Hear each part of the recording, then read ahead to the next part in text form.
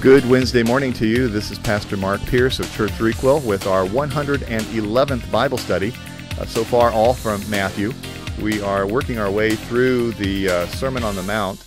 We're taking a look at Matthew chapter 5, and particularly these last few days, we have been looking at the historic and cultural background to Jesus' comments about divorce.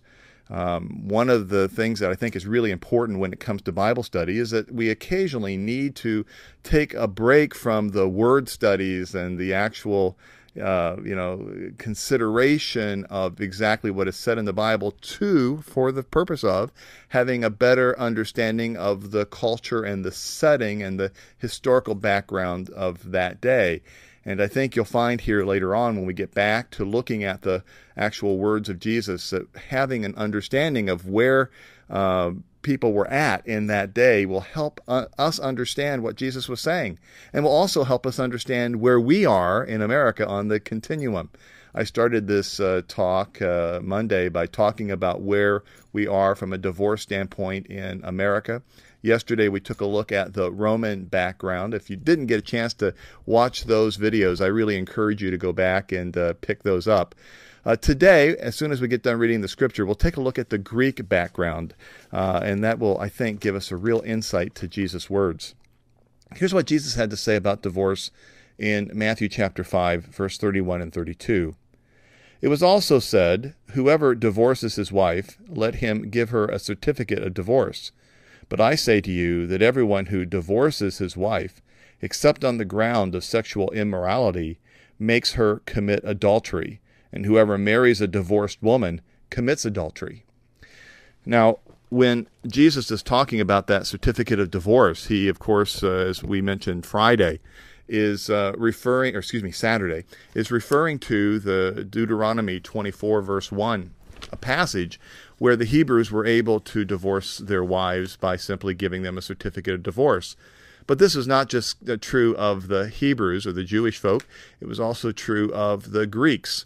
Actually, in the day of Jesus, there was a very low view of women. And it's really hard for us to have an appreciation for where the world was at 2,000 years ago and what the influence that Jesus' words really have had when we consider, the devastating place of women and the devastating low position of marriage in that day, and what really Christianity did to revive it and to save it. It all comes back to, I think, the Sermon on the Mount and Jesus' words. Well, how do I mean that, and what am I talking about? Well, let's take a look at the Greeks' low view of women. Remember yesterday I told you that the Romans actually had much more, relatively speaking, positive view of women. They conquered the Greeks militarily, but the Greeks really conquered the Romans when it came to culture and when it came to social morals. Let me just give you a few statistics here that I think could help you. Relationships outside of marriage for the Greek man carried no stigma whatsoever. In fact, relationships outside of marriage were expected, were accepted. There was no discredit to it. A sexual relationship outside of marriage for the Greek man was actually part of the everyday routine of life. Demosthenes is quoted as saying this: "We have courtesans for the sake of pleasure. We have concubines for the sake of daily cohabitation. We have wives for the purpose of having children legitimately and of having a faithful guardian for all of our household affairs." You see in this quite a marriage paradox and a paradoxical way of looking at women. For the Greek mind, first of all, the Greeks demanded that the respectable woman should live such a life of seclusion that she could never appear even on the street alone, and that she not even have her meals in the same apartments as the men. She had absolutely no part whatever in the social life of the Greeks of Jesus' day.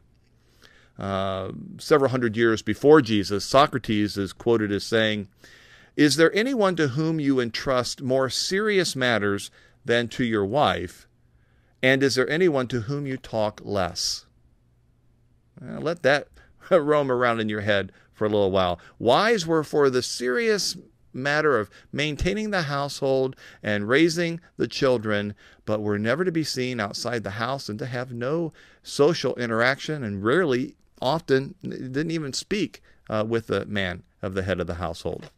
Now, at the same time that you have this going on in the house of the Greek man, you also have this very odd mix of religion and prostitution. The temple, for example, the temple of Aphrodite at Corinth, had 1,000 priestesses who were considered to be sacred courtesans. They would ply their trade on the streets of the evening. In fact, it became so commonplace that there was a common proverb that was known that not every man can afford a journey to Corinth. And you, I think, can read in between the line there and know what that means. Again, we have this combination of prostitution with religion. The brothel profits would actually go to raise the money that would be needed to construct the temples of that day. And then there was another class of women that we read about in the ancient literature called heterai. This is an amazing class of women because these were the women that were the mistresses of some of the most famous Greek men. Now remember, this is these same men are the ones who believe that women's best place is in the home, raising the children, not having the social interaction. If you want to have social interaction or any kind of pleasure, you would seek a prostitute or a courtesan.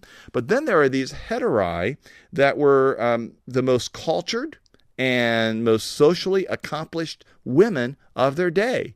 Again, this doesn't add up because socially accomplished and cultured and women usually just don't go in the same sentence. But somehow the Greeks were able to handle this paradox in their mind. These women's homes were nothing less than salons, and some of the most famous men, including Alexander the Great, would have these heterai as part of their lives. But they wouldn't be their wives. They would be their mistresses. In Greece, we have this whole social system of relationships entirely built outside of the bounds of marriage. In other words, in the day that Jesus is speaking, marriage was almost on its way out the door as the fabric of how families were built and how societies were handled. These relationships outside of marriage were accepted as natural and normal, were not in the least bit considered blameworthy. In fact, these relationships could actually become the dominant thing in a man's life. But at the same time, men kept their wives absolutely secluded. And here we come back to one of the things that Jesus says here, that men could simply divorce a woman by giving her a certificate, because the Greeks, like the Hebrews, had this kind of policy of no legal process whatsoever. The only thing that a man had to do was dismiss his wife in the presence of 2 witnesses. The only saving thing for the woman in the Greek day was that oftentimes the man would receive a dowry, kind of a treasure chest of money that would go with the wife. And if he wanted to dismiss his wife, financially, he had to give back the dowry. And that, more than anything else, saved many a marriage in the first century. Well, that gives us a bit of a background in terms of what divorce and marriage and society was like in Jesus' day, and gives you some idea of how Jesus' words totally turned the situation around over the course of the next several hundred years. Let's take a look again at this from the Hebrew mindset when we come back again together tomorrow morning. Thanks for joining me, and I look forward to talking to you again tomorrow.